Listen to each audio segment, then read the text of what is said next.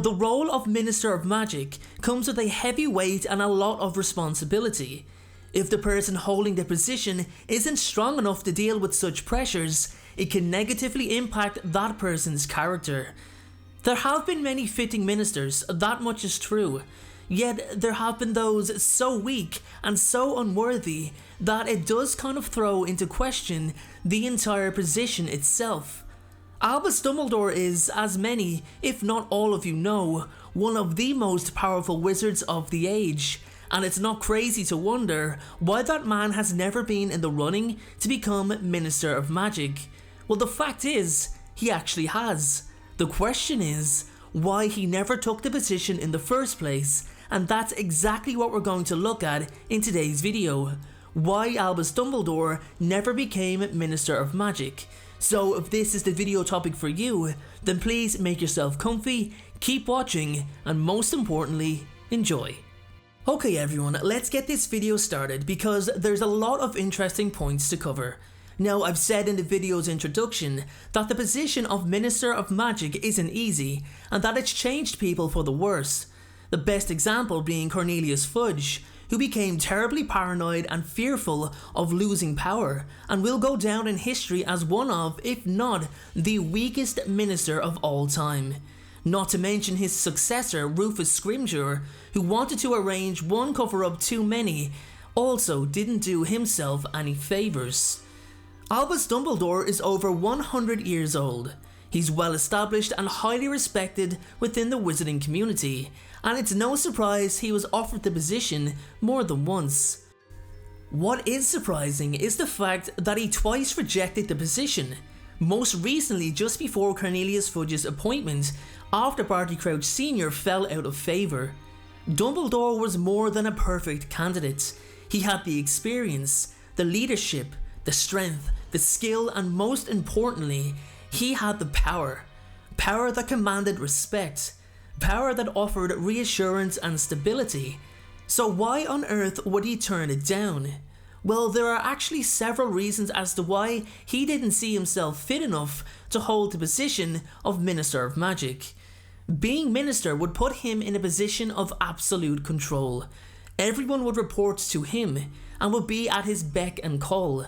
Now, we've seen previous ministers manipulate certain situations and form alliances with certain people in order to boost their own position of likability in the public eye. Albus Dumbledore did not trust himself when it came to power.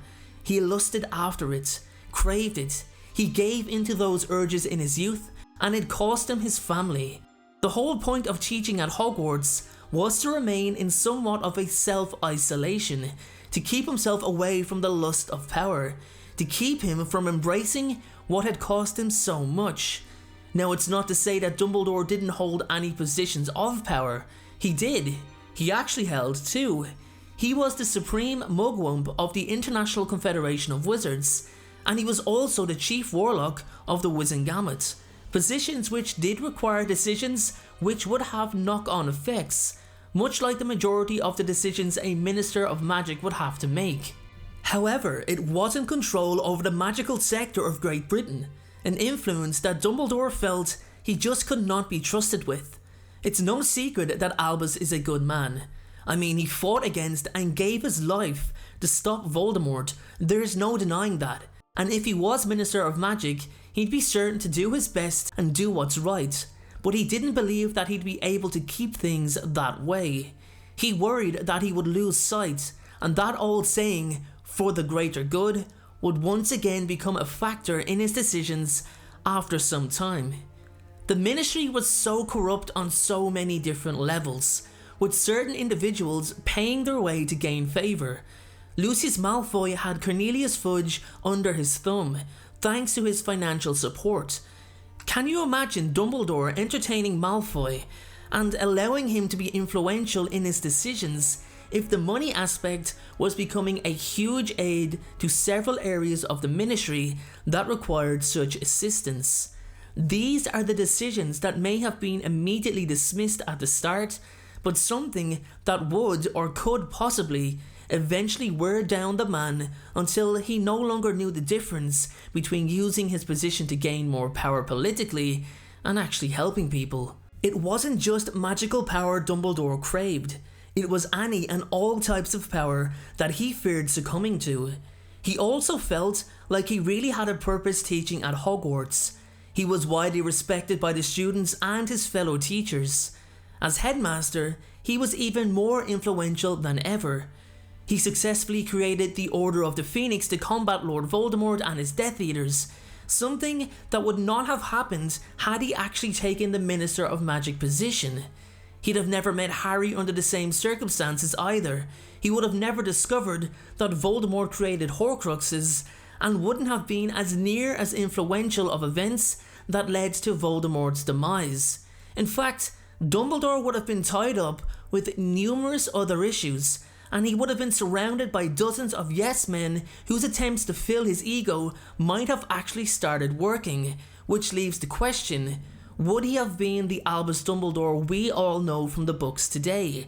Or would he be a completely different man, shaped by the pressures of the political environment of the magical sector? As I've said, that's what frightens him. However, something else that played a part in his refusal of the position was how dangerous he could have become. He was in control of the entire ministry. He had been persuaded by dark ideology before with Gellert Grindelwald, and in order to protect the magical community against continuous threats, especially the re-emergence of certain dark wizards, he could easily enforce such dark practices again, which would change the platform of the ministry in its entirety. With his lust for power consuming him, Albus Dumbledore could end up doing more harm than good. Wizards like Voldemort and Grindelwald went against the community because they went down the illegal road. Neither dark wizard were ever legally in a position of power to enforce the drastic changes that had so many people fighting for and against them. Can you imagine if Dumbledore wanted to create his very own army to preserve the prosperity of the magical sector? Now, I'm not saying that he'd become a power-hungry maniac and try to shape the world in his image by using his political and magical power to basically be someone not to cross, but it might not be too far off. That's what he didn't want to risk. I need to state this again, Dumbledore did not trust himself when it came to power. The truth is, we never have and never would have seen Dumbledore at full potential and full power because his self-control was all but non-existent. What makes Dumbledore better than most is the fact that he realizes such a weakness and chooses to act on preventing it surfacing instead of embracing it like Voldemort and Grindelwald did, although I can't exactly be too sure that they consider that a weakness. Anyway guys, with that being said, that is my video on why Albus Dumbledore never became the Minister of Magic. I'm pretty sure I've covered the majority if not all of the reasons, but if you'd like to add anything else, then please do so in the comments section below.